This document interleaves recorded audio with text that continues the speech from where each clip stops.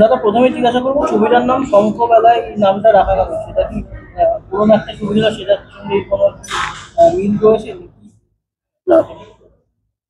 শঙ্খবেলা বলে একটা ফিল্ম আছে, ওটা তো অনেক কি বলবো মানে একটা বিশাল বড় বট গাছ ওইটা, ওই নাম রাখার সাহস আমাদের হয়নি। আমাদের নাম হচ্ছে শঙ্খ বেলায়।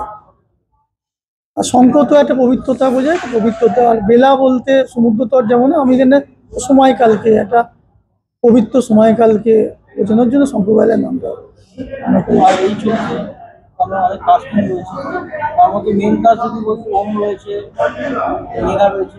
তো এই কাস্টিং চুজ করাটা কি গল্পের পরিপ্রেক্ষিতে, গল্প যেরকম হয় সেই অনুযায়ী চুজ করা যায় না কাস্টিং? দেখুন, এখানেতে কাস্টিংটা, যেখানে প্রথম কথা আমাদের ছবির যা বাজেট, যেটা আমাদের অর্থনৈতিক সামর্থ্য, সেটা মাথায় রাখতে হয়েছে। আমাদের গল্পের যে ক্যারেক্টার যারা আছে তাদের কেমন দেখতে লাগে, আমার এই ক্যারেক্টারে কে অ্যাপ্রোপ্রিয়েট হয়, এগুলো মাথায় রেখে আমরা কাস্টিং করেছি। মেনলি বলতে পারি স্ক্রিপ্ট যেরকম একটা ক্যারেক্টার ডিমান্ড করেছে সেভাবেই আমরা করেছি, এবং এটা করা অবশ্যই আমাদের অর্থনৈতিক সামর্থ্যটা মাথায় রেখেছি। কাস্টিং আমরা আমি দুজনের নাম বললাম, আর কারা কারা রয়েছেন? পলাশ মুখার্জি আছে, বিশ্বজিৎ চক্রবর্তী আছে, লাবণী সরকার আছে, মধুসত্য মজুমদার, সঞ্জীব সরকার, রজত গাঙ্গুলি, শুভ্রজিৎ দত্ত, মৌসুমী ভট্টাচার্য। ছবিটা শুটিং কোথায় কোথায় হচ্ছে? কলকাতা, দীঘা, মুম্বাই। ছবিতে কটা গান রয়েছে? গান তিনটে গান আছে, একটা রোমান্টিক গান, একটা কীর্তন গান, একটা রবীন্দ্রসঙ্গীত। দিকে গিয়েছেন গান? পলাশদা গান গেয়েছে, জয়দিদি গান গাইবেন, আর সান গান গাইবেন। আর আপনার পাশে যিনি রয়েছেন মানে যিনি প্রডিউসার, এবার সেটা আমরা কথা বলছিলাম, ওনার যে তারিখটা মানে তার প্রথম ছবি একটা প্রডিউসার, সেখানে আপনি ডিরেক্টর, সেটাও তো একটা ভালো লাগার জায়গা তৈরি করছে। আমি একটা কথা বলছি অন ক্যামেরা, পাশে যিনি বসে আছেন, আমি জানি না আর কার সঙ্গে কি হয়, কিন্তু আমার একটা অভিজ্ঞতা আছে। আমি আমার অভিজ্ঞতার ভিত্তিতে বলছি, প্রডিউসার যখনই কোনো ফিল্ম করতে আসেন তাদের ফার্স্ট ফটো থাকে কিনা যে আমি এখান থেকে প্রফিট করব। উনি কিন্তু প্রফিট কি হবে না হবে সেটা তো ওনার মাথায় আছেই, উনি প্রথমে একটা ছবি তৈরি করছেন। এই জন্যে আমি ভাগ্যবান যে ওনার সহযোগিতা করছে। আর আরেকটা জিনিস জিজ্ঞাসা করবো, মেয়েটার সাথে আমরা যখন কথা বলছিলাম মেয়েরাও বলছিল যে বাংলা ছবিতে এটা হয় টাইট শিডিউলে করতে হয়, যেহেতু বাজেট বেশি থাকে, এক্ষেত্রে হয়তো অতটাও টাইট শিডিউলে করতে হচ্ছে না। সেটাও তো একটা মানে ডিরেক্টর হিসেবে বা যারা ফলোফুলে রয়েছে তাদের একটু, তারা খুব ভালোভাবে কাজটা করতে পারছে। অনেক ক্ষেত্রে একটু তাড়াহুড়োর মধ্যে করতে হয়, অনেক ক্ষেত্রে সেটা কাজের ক্ষেত্রে, কাজের মানের ক্ষেত্রে সেটা অনেক সমস্যার সৃষ্টি হয়। আমাদের কিন্তু এখনো অবধি আমরা ছখানা সিন আমরা শ্যুট করে ফেলেছি, কিন্তু কেউ কিছু বুঝতে পারছি না। আমাদের একটা প্ল্যানিং আছে, পুরো টিমটা আমরা একসঙ্গে কাজ করছি। আমাদের প্রোগ্রাম দেখেছেন কোনো চিৎকার চেঁচামেচি নেই, মাথা গরম নেই, কিন্তু আমরা এখন এই 6টা সিন আমাদের শ্যুট হয়ে গেছে। এই 7 নম্বর সিনের প্রিপারেশন চলছে, এরপরও আর একটা হবে। তো টাইট শিডিউল আমারও আছে, কিন্তু আমরা সময় থেকে ওয়েস্ট করছি না। আর ছবিটা কবে মুক্তি পাচ্ছে? ডিসেম্বরের লাস্ট বা জানুয়ারি ফার্স্ট।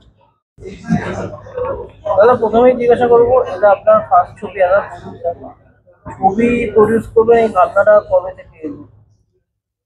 ছবি প্রডিউস করবো এই ভাবনাটা এসছে, ছবি কিছু ইন্ডাস্ট্রিজে কিছু লোকের সঙ্গে আমার পরিচয় হয়, ওরাই আমাকে মানসিক দিক দিয়ে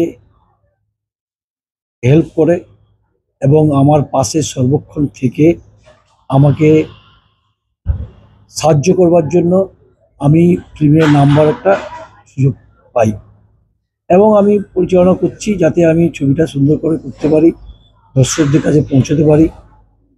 এটাই আমার ইচ্ছা। শঙ্খবেলা নামটা দিয়েছি এবং শঙ্খবেলায় যে একটা পুরনো আর নতুন যে ভালোবাসার একটা যে মেলবন্ধন, আমরা বর্তমান দিনের ভালোবাসাটাকে কিভাবে দেখি, কিভাবে এগিয়ে নিয়ে যাই, সেটাই দর্শকদের কাছে পৌঁছতে চাই।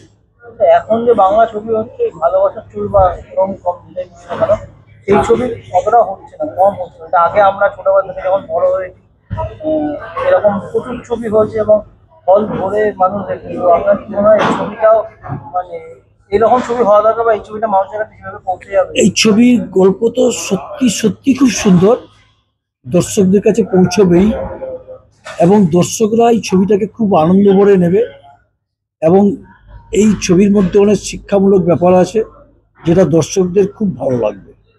আর এই ছবিতে একটা কাস্টিং রয়েছে, সেই কাস্ট নির্বাচনের ক্ষেত্রে কি আপনার কোনো ইনপুট ছিল নাকি ডিরেক্টর যেটা মনে হয়েছে সেটা? অনেক ক্ষেত্রেই হয় যে প্রডিউসারও বলেন যে এই কাজটা হলে ভালো হয়, কারণ ডিরেক্টরেরই সব।